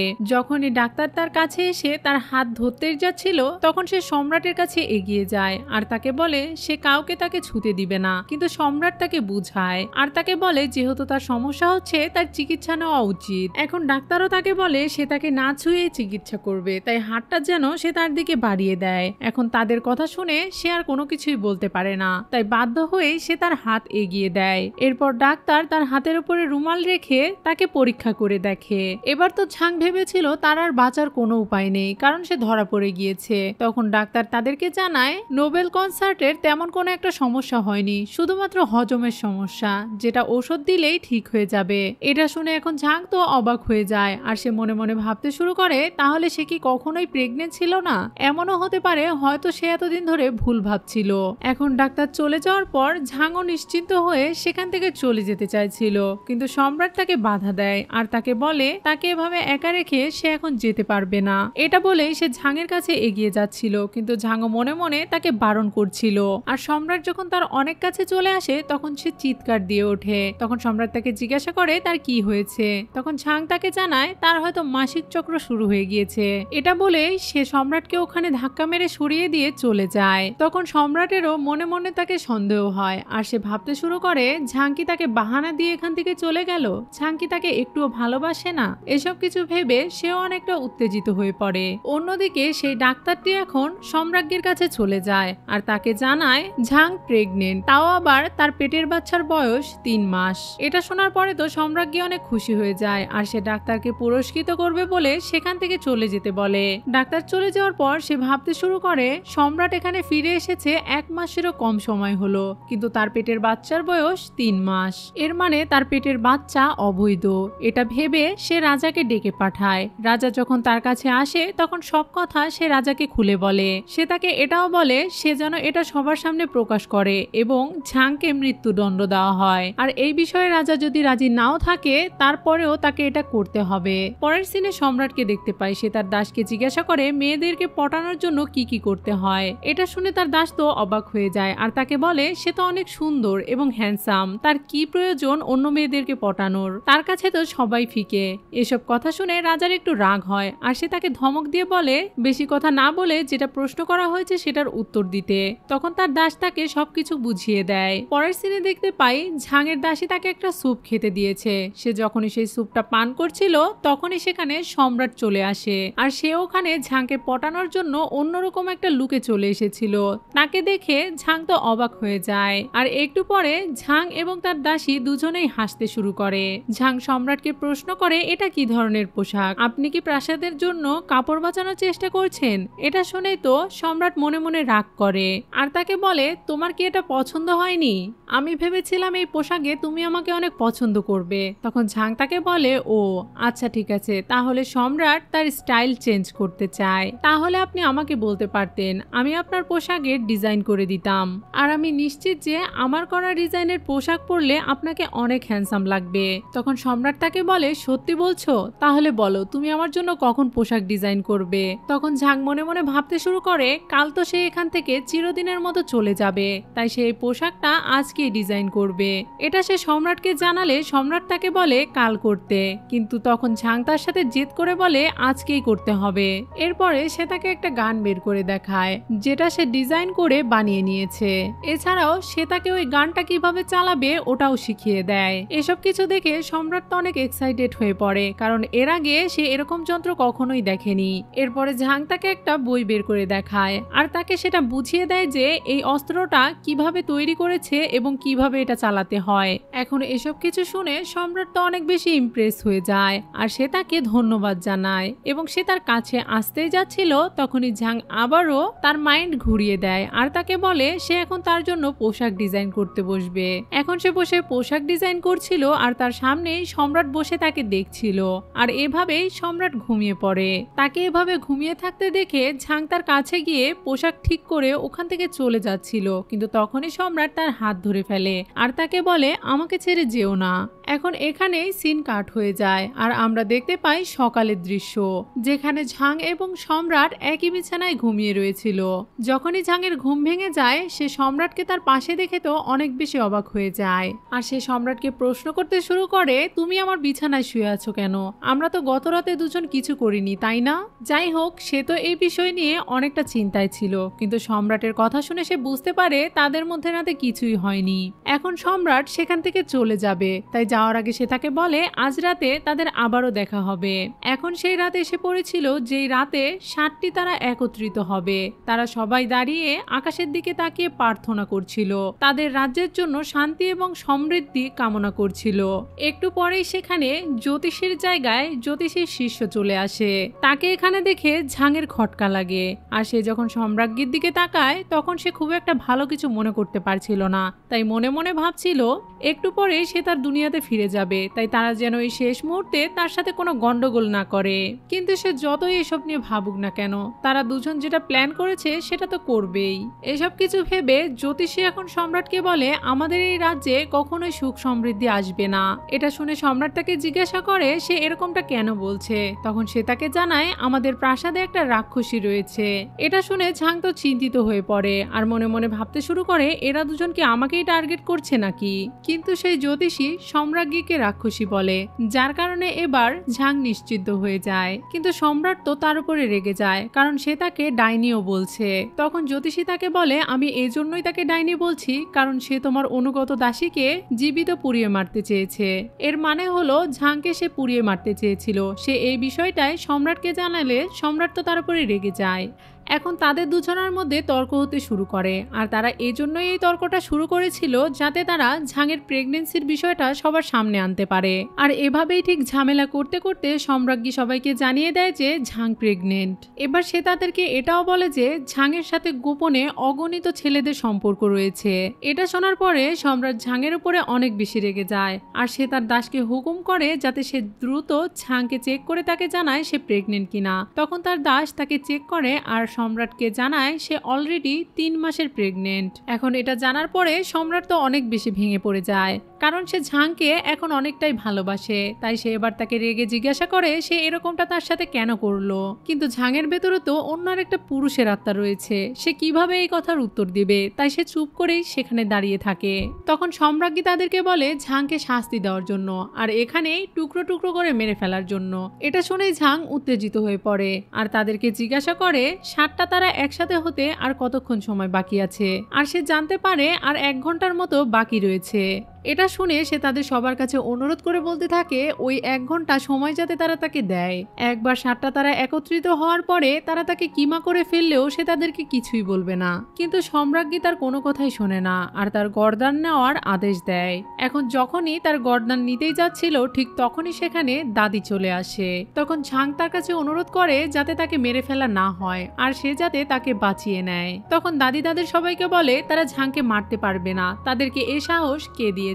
তখন সম্রাজ্ঞী তাকে বলে সে অন্যায় করেছে, অনেকগুলো পুরুষের সাথে সম্পর্ক করে প্রেগনেন্ট হয়েছে, তাহলে আমরা কেন তাকে শাস্তি দিতে পারবো না। তখন দাদি তাকে বলে এটা কোনো অবৈধ সন্তান নয়, বরং এটা সম্রাটেরই সন্তান।